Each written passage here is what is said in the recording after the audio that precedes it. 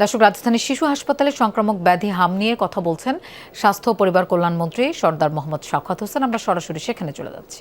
জানিয়ে বলি, গত ২-২.৫ সপ্তাহে আমাদের ডেথ ক্যাজুয়ালিটিজ আমাদের অনেক কমে এসেছে এবং খুব র্যাপিডলি মিজেলস আক্রান্ত আমাদের সন্তানেরা হাসপাতাল থেকে বেরিয়ে যাচ্ছে। আমি এরই মধ্যে আমরা ভেন্টিলেটারের যেটা সবচেয়ে বেশি প্রয়োজন এই বেবিদের জন্য, আমরা ভেন্টিলেটারের ব্যবস্থা করেছি।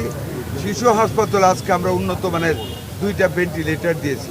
তার অধিক আপনাদেরকে আমি খুব আনন্দের সাথে জানাই, আমাদের দেশের সন্তান আইসিডিডিআরবির ডাক্তার তাহমিদ, উনি একটা নিজস্ব একটা পদ্ধতি উদ্ভাবন করেছেন, যেটা অবাধে একটা পানির বুদবুদ সৃষ্টি করার মাধ্যমে লাংয়ের ভিতরে লাংকে ক্লিয়ার করার জন্য অক্সিজেন ঢুকানোর একটা নতুন পদ্ধতি আবিষ্কার করেছে, যেটা এখন দেখানো হবে সারা দেশব্যাপী। এটা দিয়ে আমরা বাচ্চাদের শ্বাস প্রশ্বাসটা স্বাভাবিক রাখতে আমরা সার্থক হবো ইনশাআল্লাহ। মাননীয় মন্ত্রী, পরিবার পরিকল্পনা আওতাধীন আপনার মন্ত্রণালয়ের আওতাধীন পরিবার পরিকল্পনা আছে?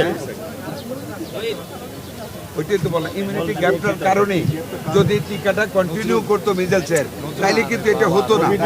ওই 4 বছরের গ্যাপটার কারণে হয়েছে, প্লাস কোভিডকালীন সময়ে এই টিকাটার প্রচলন ছিল না, দিতে পারতো না, দেয় নাই। এই 2টা কারণে number of the people unvaccinated বাইরে গেছে, যে কারণে মাননীয় মন্ত্রী, পরিবার পরিকল্পনা আপনার আওতাধীন পরিবার পরিকল্পনা মন্ত্রণালয় আওতাধীন অনেক শিশু হাসপাতাল আছে, সেইগুলোতে পর্যায়ক্রমে করবেন কিনা?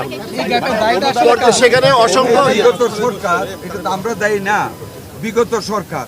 আমরা এই ক্যাজুয়ালিটি মিজেলস আরম্ভ হওয়ার আগেই কিন্তু আমরা প্রিকশন হিসেবে 604 কোটি টাকা, যেটা করোনাকালীন সময়ের অব্যয়িত টাকা, ওই টাকা আমরা এডিবির মাধ্যমে ইউনিসেফ থেকে আমরা কিন্তু এই টিকা ইপিআই কানেকশন করার জন্য অলরেডি আমাদের ক্যাবিনেট কমিটি সহ পাস করে দিয়েছি।